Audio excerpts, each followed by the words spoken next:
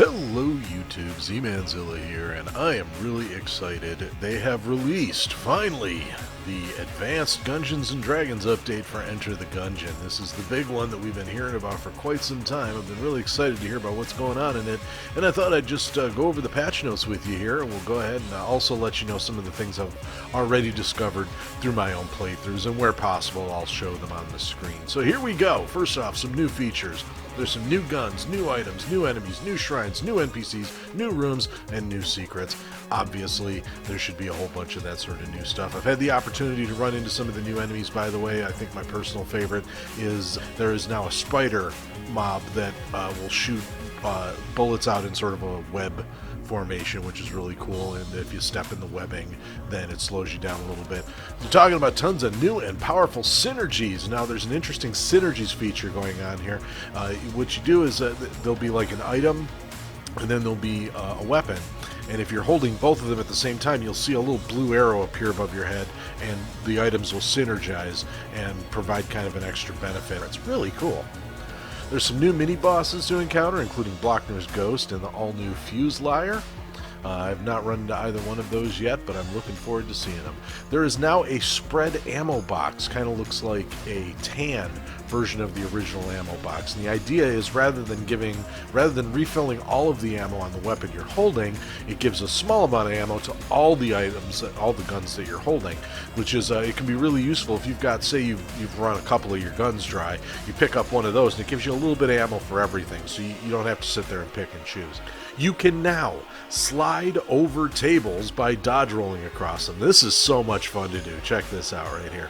So you can slide across them. It's so much fun. Like there's a thing you can do now where you can like run up to a table, you slide across it, and then just turn around real quick and flip it. You get really good at that. You have some really great ways to evade combat here. If you have two tables that are next to each other, you will slide across both of the tables. It is so cool. It's so fun. I am really excited about this feature here. Being able to slide across the tables. It really adds a whole new element to the gunfights, and furthermore, gets rid of that thing where you're getting stuck on tables all the time. I really enjoy this feature.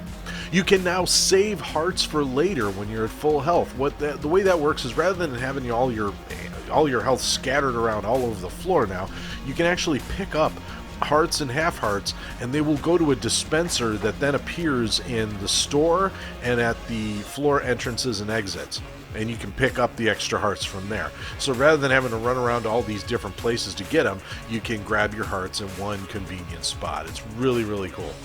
There are now teleporters added to more rooms, including the chest rooms, which is awesome. It's just absolutely awesome. One of the things that I always liked about the teleporter system was the way that it kept the pace of the game going. It's really, really convenient. I love it. Speaking of that, they made a tweak to the system in which you pick up keys, and now it's not really necessary to just leave keys lying until you find the shop. They've sort of rebalanced the way key distribution happens in the shops, and it's no longer reliant on whether or not you've picked up a key before hitting the shop. So no more needing to just let the key lie there. This is another thing that's going to increase the pacing of the game, because you don't have to go back and like try to grab the keys. You just grab them now when you see them. That's the easiest way to do it. You now have access to a turbo mode. You find an NPC, if I remember correctly, his name is Tonic the Hedge Dog or something like that. He's Tonic the Sledge Dog or something to that effect, but he's a new NPC to unlock, and when you unlock him, there's a high speed turbo mode now that you can play that lets you play the game faster for an added challenge. Pretty awesome. There's also another speaking of speed, there's a gameplay option now that allows you to increase the movement speed when you're not in combat. So the idea there is it makes traversing the floors even faster. Another thing, and one of the things I've always said about Enter the Gungeon that I really respect, is the way that it's done so many great things to just keep the pace of the game going. And that's just another great example. They shuffled around the loot profile a little bit. And what that means is that it improves the shop contents and increases room reward frequency, and it tweaks the item and chest drop rates to be a little more generous, especially in early parts of the run. So what's going on there is that when you first get started, it's not being so stingy with with necessary items. You're getting more hearts, you're getting more ammo, you're getting more keys. And then it sort of tapers off as you go forward to increase that difficulty. So rather than all of the difficulty coming from the rarity of items now, you have at the beginning, you have a little more of an opportunity to build yourself, and then it's going to scale and get harder as you go forward because you're not going to see quite as much, stuff. They no longer allow shops to be locked. This was a big bugbear in my side for a long time. No more locked shops. So, that was just one of the crazy things. It was like, if I need a key, how am I supposed to get a key if the shop is locked? It really just, it ruined the whole floor. So, they have kept that out of there. Now, of course, it's rebalanced by the fact that you're not always guaranteed to get a key now in the shop. But, at least now you have access to the shop so you can get other important things. They've also increased the hegemony credit drop rate. I've been getting as many as 4 hegemony credits on a first boss these days. I remember I used to only get 2. And so, you can even, it will even allow credits to drop when you're doing shortcut runs, and it will also add a credit reward now for the first tutorial completion.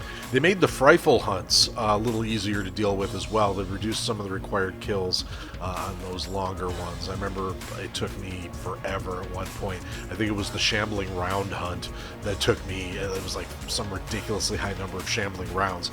And you only run into 2, maybe 3 in a run, and you're supposed to be killing like 50 of the things. Like, holy cow, So the Smash Tent and the Lost Adventurer now have their own minimap icons. They're not sharing minimap icons with the the Carnival guy.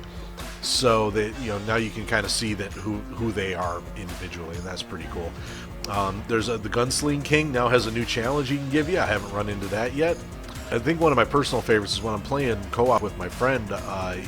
One of the sort of sticking things was that they don't drop all the items when they're killed in co-op. Well, now they do. Co-op players will now drop all of their items rather than just most of their items. So that's pretty useful. The Chain Gunner has this new attack that he will launch periodically that actually has some range, so be aware of that. It caught me by surprise the first time I was playing. You're used to the Chain Gunner, he's the guy that like swings the chain around, and he's got sort of the Morning Star thing. Well, if you're used to just sort of standing outside of his range and just being like, yeah, whatever, and then just shooting him, be aware that he can shoot at you now. The High Priest and the Cannonbalrog have these attacks that have immunity to them, and it used to be they could just kind of spam those attacks, and it would take those fights and just stretch them out ridiculously. They have now placed limits on the number of times that those boss attacks can be used. So now the High Priest and the Cannonbalrog can only use their immune attacks twice in a battle, and then after that they just got to stick to their other attacks. So that's pretty awesome. If you're taking a shortcut to the second floor, you can now expect to see a free gun from the shopkeeper, which is pretty awesome. It used to be the other shortcuts allowed you to do that, but now the shortcut to the second floor also gives you that option, which is pretty cool. And they've sped up the Blobulon death animation speeds so that you don't have to keep waiting for them to split. Again, another really great idea that keeps the pacing of the game going up. A lot more balancing stuff going on there. You'll notice a lot of that when you're playing now. You'll notice maybe some guys take one more bullet than you're used to, or one less bullet you're used to drop. So look out for a lot of that balancing stuff. Whole bunch of stuff, including a huge list of bugs that they fixed. There's only so much I can cover in this video and keep it succinct, but I definitely encourage you to check out the full patch notes, which I've linked in the comments. And if you have any questions or you just feel like bragging about how awesome you are at Enter the Gungeon, feel free to do so in the comments, and I do hope you choose to like, comment, and subscribe. Thanks for watching.